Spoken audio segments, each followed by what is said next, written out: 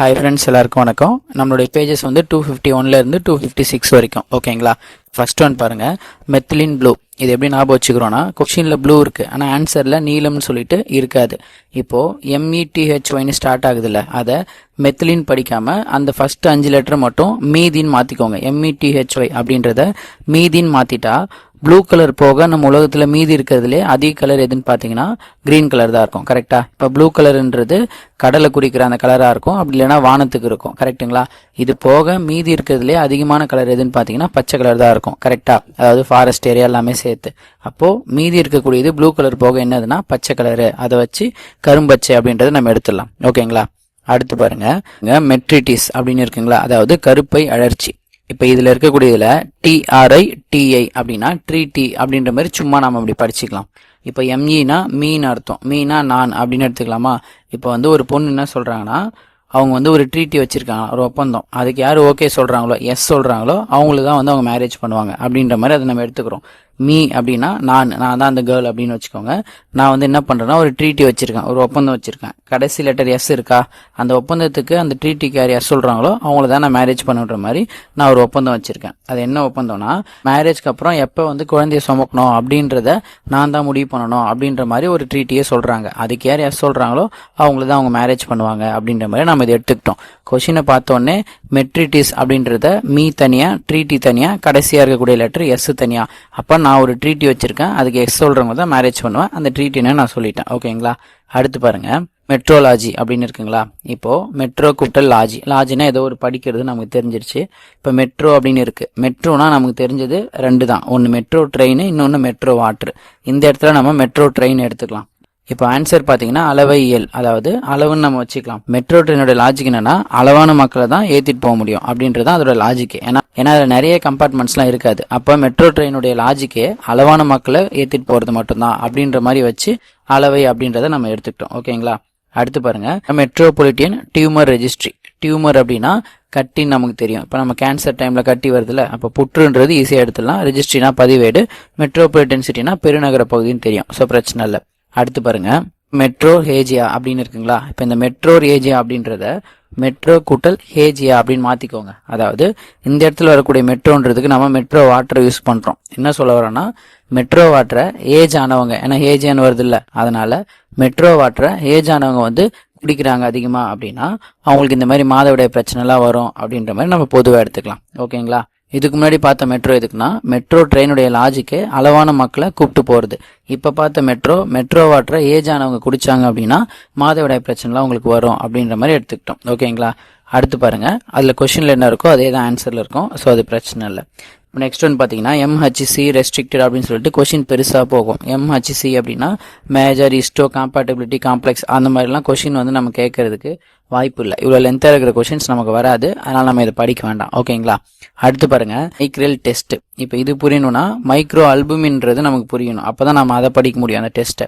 இப்போ அல்புமின் அப்படின்னா நமக்கு எக்ஸாக்டா புரதம் அப்படின்றது தெரியாது. நமக்கு புரோட்டீன்னா புரதம்னு தெரியுமா? அதை வச்சுக்கிட்டு அல்புமின்ன்றதும் ஒரு புரோட்டீன் வகை தான். அதனால புரோட்டீன்னாலும் புரதம் தான், அல்புமின் அப்படின்றதும் புரதம் தான். ஸோ பேசிக்கா புரோட்டீன், அல்புமின் அப்படின்ற மாதிரி நம்ம புரதம்னு வச்சுக்கலாம். மைக்ரோனா நுண் அப்படின்றது தெரியும். ஸோ அவ்வளவுதான். இப்போ மைக்ரல் டெஸ்ட்டுக்கும் இதுக்கும் என்ன கனெக்ஷன்னா, மைக்ரல் டெஸ்ட்னா நுண்புரத சோதனை அப்படின்றது ஆன்சர். நம்மளால எக்ஸாக்டா மைக்ரல்னா நுண்புரதம்னு எடுக்க முடியாது. அதனால என்ன பண்றோம்னா, அந்த வேர்டு எங்க இருந்து வந்துச்சுன்னு பாருங்க. இப்ப மைக்ரோ கூட்டல் அல்புமின், அதுதான் மைக்ரல். அதாவது மைக்ரோ அப்படின்றதுல இருந்து ஃபர்ஸ்ட் 3 லெட்டரையும் அல்புமின்ல இருந்து ஃபர்ஸ்ட் 2 லெட்டரையும் எடுத்துதான் மைக்ரல்ன்றது உருவாயிருக்கு அந்த வேர்டு. அதை வச்சு எக்ஸாக்டா மைக்ரல்னா மைக்ரோ கூட்டல் அல்புமின் அப்படின்றத வச்சு நுண்புரதம்னு எக்ஸாக்டா ஆன்சர் எடுத்துடலாம். ஓகேங்களா? அடுத்து பாருங்க, மைக்ரோ அல்புமின் யூரியா அப்படின்னு இருக்குங்களா. அல்புமின்னா நுண்புரதம்னு தெரியும், யூரியான்னு வர்றதுனால சிறுநீர்ன்றது ஈஸியா எடுத்துடலாம். அடுத்து பாருங்க, மைக்ரோ ஆம்பியர் ஸ்டிமுலேஷன். ஸ்டிமுலேஷன் இருக்குங்களா. இப்ப ஸ்டிமுலேஷன் என்ன அர்த்தம்னா, ஒரு விஷயத்த உருவாக்குறதுன்னு அர்த்தமா, அதாவது ஸ்டிமுலேட் பண்ணி உருவாக்குறாங்க அப்படின்னு நம்ம எடுத்துக்கலாம். இந்த இடத்துல மைக்ரோனா மைக்ரோன்னு வந்துருச்சு, ஆம்பியர்னா அப்படியே ஆம்பியர்னு வந்துருச்சு, பிரச்சனை இல்லை. இப்போ ஸ்டிமுலேஷன் அப்படின்னா நிகர் புனைவாக்கம் அப்படின்னு இருக்குங்களா. நமக்கு என்ன தெரியும்னா, ஸ்டிமுலேஷன்னா ஒரு விஷயத்த ஸ்டிமுலேட் பண்ணி உருவாக்குறதுன்னு அர்த்தம்.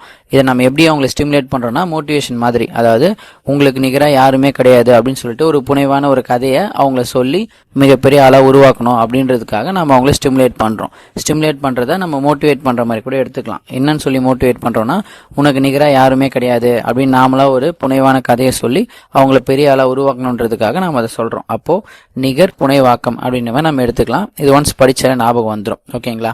அடுத்து பாருங்க, நெக்ஸ்ட் மைக்ரோன் மேக்ரோ டான்ஷியா அப்படின்னு இருக்குங்களா. இதுல அந்த டான்ஷியா மட்டும் தான் நமக்கு தெரியாது. அதாவது பற்கள் அப்படின்றதுக்கு அர்த்தம். அதை நம்ம எப்படி எடுத்துக்கலாம்னா, DONTIA அப்படின்றத டான் கூட்டல் டீயா அப்படின்னு எடுத்துக்கோங்க. அதாவது டானாவே இருந்தாலும் டீயை குடிக்கிறதுக்கு முன்னாடி பிரஷ் பண்ணணும் அப்படின்ற மாதிரி நம்ம இதை எடுத்துக்கலாம். டான் டீயான்னு இருக்கு.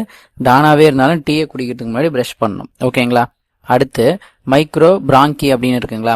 இந்த வார்த்தை பிராங்கின்றது லங்ஸ்குள்ள நம்ம படிப்போம். அதாவது லங்ஸோடைய போட்டோ பார்த்தீங்கன்னா ஒரு மாதிரி கிளையெல்லாம் வருது இல்லை, அந்த பிரான்ச்சஸ் மாதிரி போயிட்டே இருக்கும். இப்போ இந்த போட்டோவில் நீங்கள் பார்த்தாலுமே தெரியும். அதாவது லங்ஸ்குள்ள நிறைய பிரான்ச்சஸ் மாதிரி போகும், கிளை மாதிரி போகும். அதை வச்சு பிரான்ச்சஸ்ன்றதை பிராங்கி நம்ம புரிஞ்சுக்கிட்டாலே இது லங்ஸ்குள்ள வரக்கூடிய ஒரு பகுதி தான் அப்படின்றது நமக்கு தெரிஞ்சிடும். ஓகேங்களா? அடுத்து பாருங்க, மைக்ரோ கார்னியா. இப்ப கார்னியா அப்படின்னா ஐல இருக்கக்கூடிய ஒரு பார்ட் தான் அப்படின்றது பேசிக்கா நமக்கு தெரியணும். அதாவது ஐயோடைய வெளிப்புறத்துல கவர் பண்றதுக்காக இருக்கக்கூடிய லேயர் தான் கார்னியா. இப்ப இந்த போட்டோவை நீங்க பார்த்தாலுமே கார்னியான்றது எந்த பிளேஸ்ல இருக்குன்றதை ஈஸியா புரிஞ்சுக்க முடியும். ஸோ இதெல்லாம் நம்ம போட்டோல பார்த்தாலே ஈஸியா புரியும். ஓகேங்களா?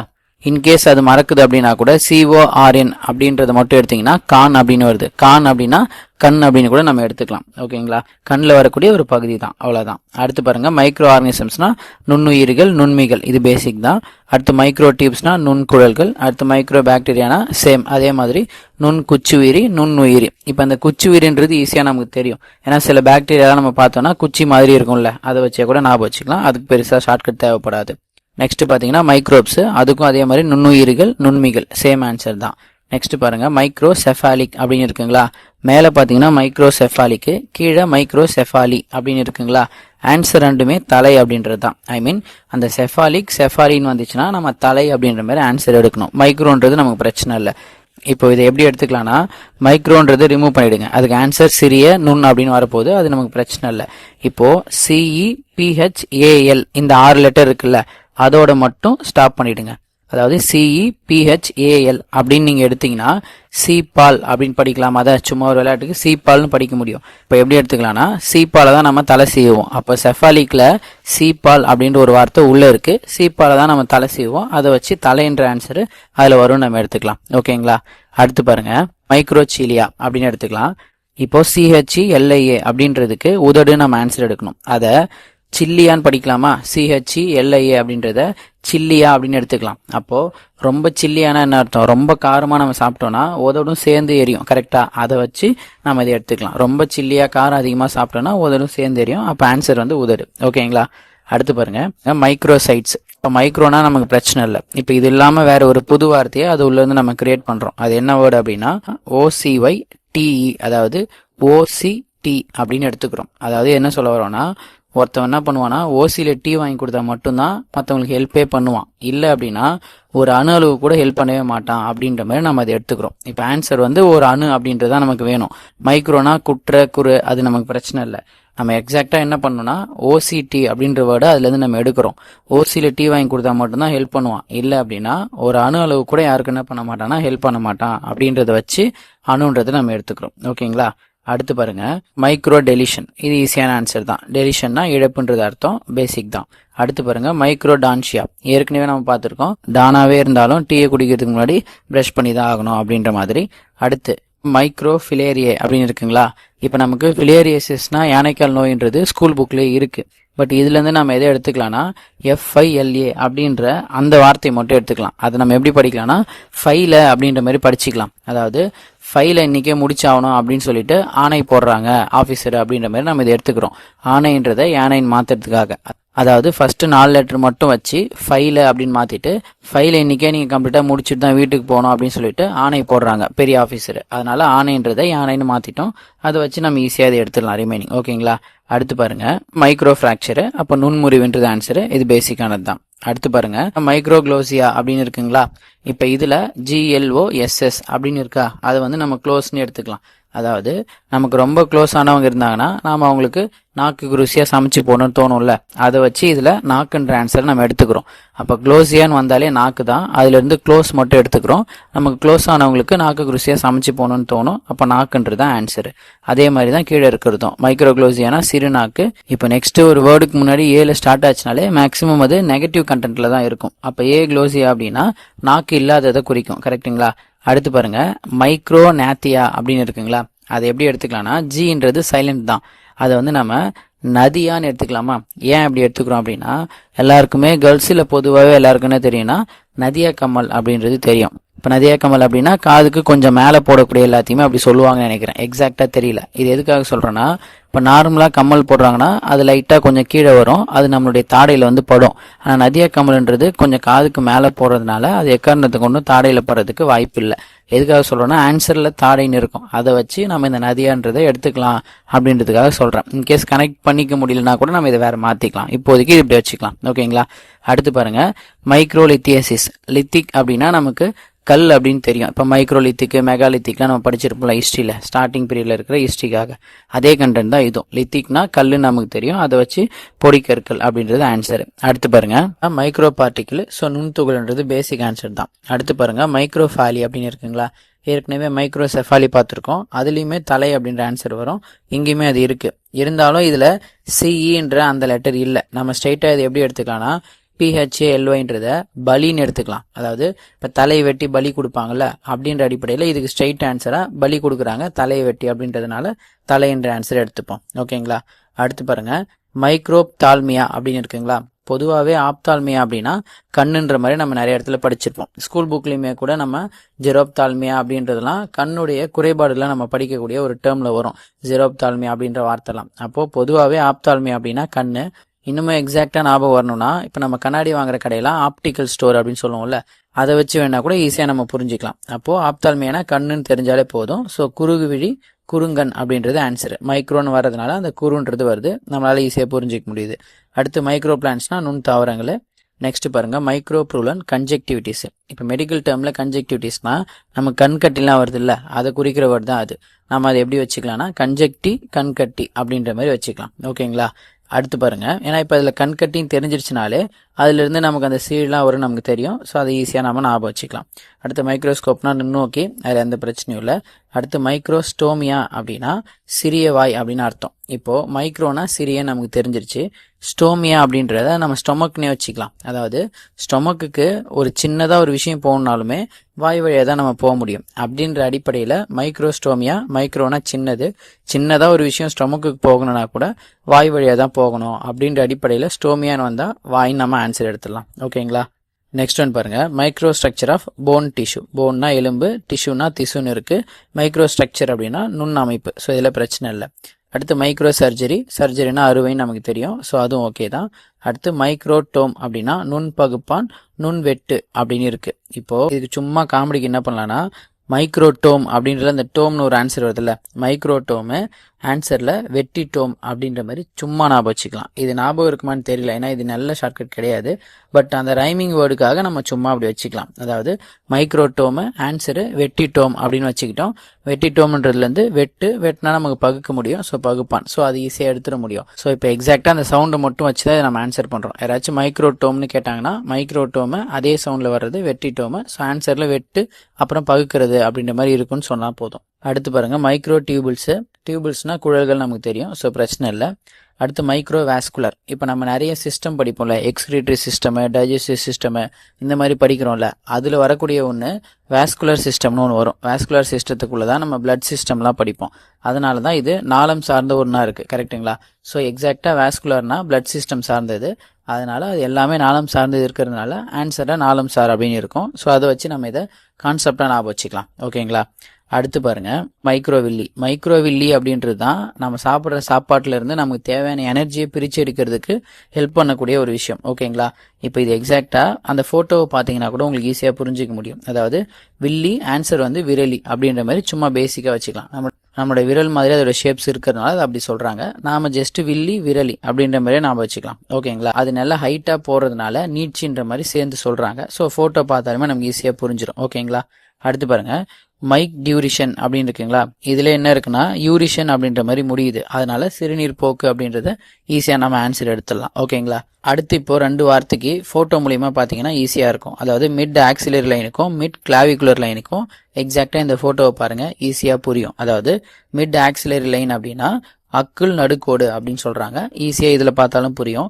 இன்னொன்னு மிட் கிளாவிகுலர் லைன் அப்படின்னா காரை நடுக்கோடு அப்படின்றது புரியும். இப்ப இதுல மிட் ஆக்சிலரி லைன் பிரச்சனை இல்லை, ஈஸியா புரியுது. இப்ப கிளாவிகுலர் லைன்னா அது காரை அப்படின்றத எக்ஸாக்டா எடுக்கணுமா. இப்ப நாம இதை எப்படி கனெக்ட் பண்ணிக்கலாம்னா, கார் ஓட்டுறப்போ இந்த போட்டோல மிட் கிளாவிகுலர் லைன் எங்க இருக்கோ எக்ஸாக்டா அதுல வர மாதிரி தான் நம்ம கார் ஓட்டும் போது சீட் பெல்ட் போடணும். அப்பதான் வந்து எலும்புக்கு பிராக்சர் ஆகாம ஈஸியா பாத்துக்க முடியும் அப்படின்றதுக்காக நம்ம அப்படி கனெக்ட் பண்ணிக்கலாம்.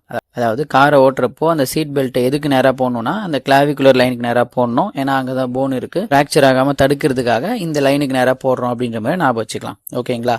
அடுத்து பாருங்க மிட் பிரெயின் அப்படின்னா நடுமூளை இடைமூளை, அது நமக்கு பிரச்சனை இல்லை. அடுத்து பாருங்க மிட் பால்மர் ஸ்பேஸ். இப்ப இதுல நமக்கு தெரிஞ்சது பாம், அதாவது PALM அப்படின்னா நமக்கு உள்ளங்கைன்றது பொதுவாகவே தெரிஞ்ச வார்த்தை தான். ஸோ அதை வச்சு ஈஸியா நம்ம ஞாபகம் வச்சுக்கலாம். ஓகேங்களா. அடுத்து பாருங்க பெல்விஸ்ன்னு இருக்கா, ஏற்கனவே நமக்கு பெல்விக்னா என்னன்னு தெரிஞ்சிருக்கணும். அதாவது பெல்விக் போன் அப்படின்னா இடுப்பு எலும்பு அப்படின்ற மாதிரி சொல்லுவாங்க. பெல்விக்னாலே மெடிக்கல் டேர்ம்ஸை பொறுத்த வரைக்கும் இடுப்புன்றது தான் குறிக்கும். ஓகேங்களா. இப்போ மேபி எப்படி கனெக்ட் பண்ணிக்கலாம்னா, பெல்லினா வயிறுன்னு நமக்கு தெரியுமா, BELLY, பெல்லினா வயிறுன்னு தெரியும். ஸோ பெல்லினா வயிறு, பெல்விக்னா இடுப்பு, அது கீழே இருக்கிறது அப்படின்ற மாதிரி நம்ம ஞாபகம் வச்சுக்கலாம். ஓகேங்களா. அடுத்து பாருங்க இப்ப இந்த இடத்துல மிட் பெல்விஸ் அப்படின்னா அந்த இடுப்பு எலும்புக்கு நடுவுல ஒரு கேப் இருக்கும், அந்த கேப்பை குறிக்கிறது தான் இந்த வேர்டு. ஸோ இந்த போட்டோல பாத்தீங்கன்னா எக்ஸாக்டா அந்த கேப் தெரியும். ஒரு டைம் இதை நம்ம சும்மா கண்ணால பாக்குறது மூலியமா ஈஸியா ஞாபகம் வச்சுக்க முடியும். ஸோ பெல்லினா வயிறு, பெல்விக்னா இடுப்பு, அதை வச்சு பெல்விஸ் அப்படின்றது இடுப்பு எலும்புக்கு நடுவுல இருக்கக்கூடிய அந்த மிட்ன்னு சொல்றதுனால அந்த இடுப்பு எலும்புக்கு நடுவுல ஒரு கேப் இருக்க போகுது இடையில, அதை நம்ம குறிக்கிற வார்த்தை தான் மிட் பெல்விஸ். ஓகேங்களா. அடுத்து கார்பல் அப்படின்னா கையின்னு அர்த்தம், முன் கைன்னு அர்த்தம். அதை நம்ம எப்படி சும்மா ஞாபகம் வச்சுக்கலாம்னா, இப்ப கார் ஓட்டுறதா இருந்தாலும் நம்ம கையை முன்னாடி தான் எடுத்துட்டு போய் ஆகணும், பல்லு விளக்குறதா இருந்தாலும் நம்ம கையை முன்னாடி தான் எடுத்துட்டு வருவோம். அப்ப கார்பல் அப்படின்றதுல 2 வார்த்தை இருக்கு, கார் ஒன்று பல்லு ஒன்று, ரெண்டுத்துக்குமே நம்ம கையை முன்னாடி எடுத்து வந்து தான் பயன்படுத்துறோம். ஸோ முன்கைன்றது ஆன்சர் அப்படி ஞாபகம் வச்சுக்கலாம். அடுத்து இப்ப அந்த முன்கை எல்லாமே ஜாயின்ஸ் அப்படின்னா ஒரு இடத்துல சேரணும். இப்ப நம்ம கிட்ட எந்த இடத்துல சேரணும் அப்படின்னா மணிக்கட்டின்ற அந்த இடத்துல தான். இது பொதுவா நமக்கு தெரிஞ்ச வார்த்தை தான், ஸோ பிரச்சனை இல்லை. அடுத்து பாருங்க மிட் கேவிட்டி கன்ட்ராக்ஷன். கன்ட்ராக்ஷன் அப்படின்னா குறுகல்ன்றது பொதுவா நமக்கு தெரியும். இப்போ மிட் கேவிட்டி, இப்போ பொதுவாகவே கேவிட்டி அப்படின்னா ஏதோ ஒரு இடத்துல ஒரு கேப் இருக்குன்னு அர்த்தமா. இப்போ பற்கல்ல கேவிட்டி இருக்கு அப்படின்லாம் சும்மா விளம்பரம் வரும்ல, கேவிட்டினாலே ஒரு கேப்புன்னு அர்த்தம்.